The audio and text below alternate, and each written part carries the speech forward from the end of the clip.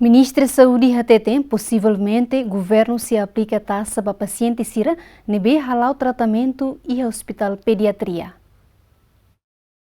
Ministra Saúde ele dos Reis Amaral hatete, equipamento médico no não médico, nebe atu instala e Ospitál Pediatria ne, ho folin karun, também possivelmente se aplica taxa para paciente sira, nebe hala'o tratamentu e hospital ne. Itahare ba oing sa irak sekarik makaba oing itahare equipamento tecnologia na memang mais caro mas então hanoing itabela tur itahalo discussão para tahare sekarik possibilidade ou se não itahare ba oing.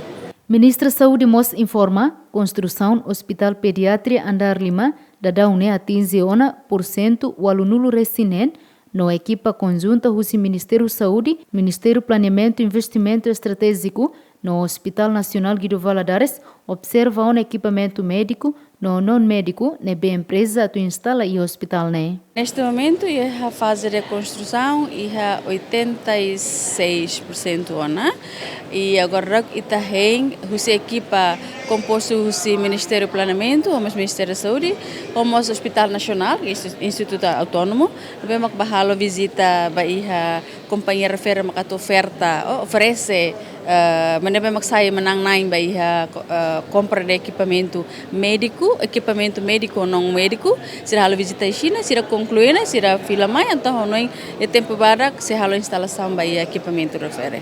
Hatama duni mahehan mesa ona e mais do que 300 e tal, e tahare composto husi pediatria, liliu baiha enfermeiras, né? Enfermeiras, parteiras, homos, baiha emergência sira, e tahareba nebe maka mais qualidade, e depois horas que você for acompanha baiha exame nerasik, depois você acompanha normalmente, satisfação baiha atendimento la dunia, kantor pediatria ni takar hadiah nenek aturun adnenek babebek, atau hareba prestação nebe maka mais qualidade. Construção do Hospital Pediatria andar 5 ne Hahu lança e a mandato 8º Governo Constitucional nebe executa husi empresa internacionalida. Projeto ne implementa e retina rihunrua runulu recintolo, o total orçamento milhão se resin. Dilma Suzeti, GMN.